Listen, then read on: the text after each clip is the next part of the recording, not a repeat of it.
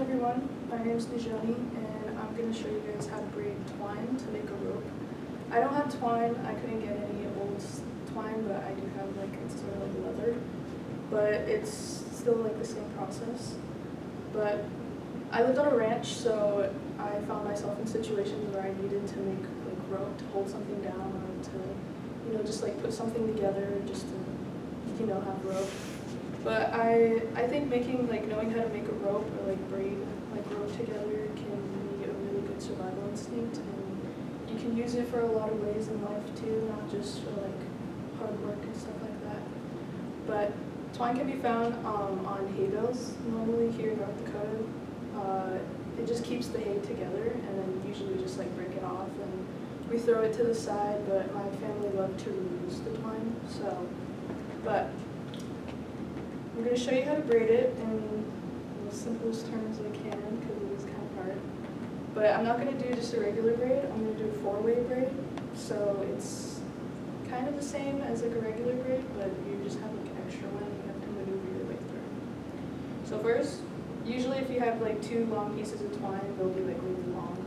But you get two, and then you just kind of overlap them, kind of like a cross, and then you just pinch it. So that way there's four equal strands hanging down.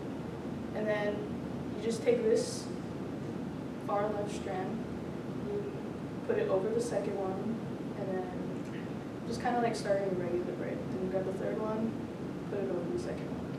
And then this fourth one you just leave to the side for now. And you're going to do the same thing, first one over the second one.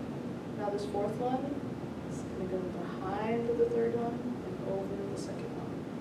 It's kind of hard. I learned this when I was 7, so it took some time for me to get a hang of it. But usually this is just like how you would start the twine if it's like not all connected. But it'll usually just come out like this. It's like really all together. And the reason why I do a 4 braid is because it keeps it way stronger and it holds it all together and it doesn't break. Because usually if you have 3, it'll break really fast.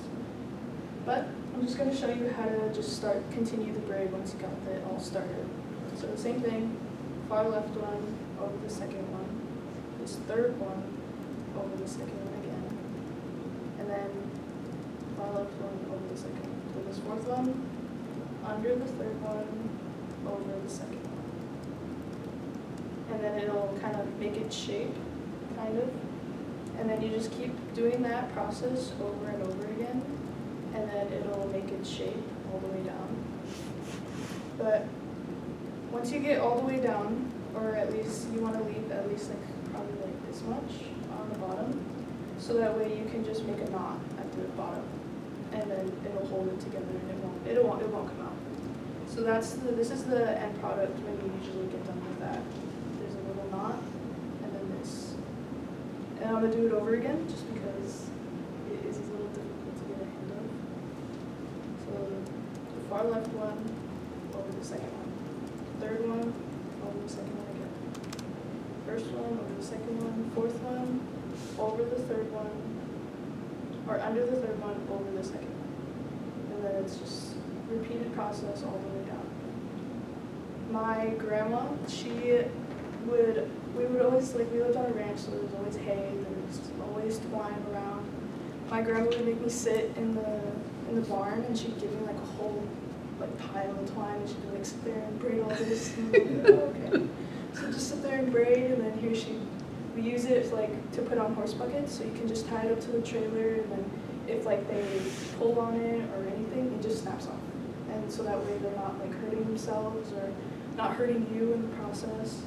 Or just recently I had a ceremony and it was really windy and the canopy was just blowing all over the place. So my grandma gave me some twine and she was like, make a rope real quick and tie the canopy down. And I was like, okay, I'll do it. But yeah, so it holds really good and it's really reusable, and instead of throwing a whole bunch of twine away, you can reuse it for multiple purposes. But I'll pass these around too, so you guys can kind of look at what it's like. And like I said, this isn't exactly how it would be, just because it's not twine, but the braiding is still the same, and it makes it way stronger, thicker, and it holds everything together or holds something down really good.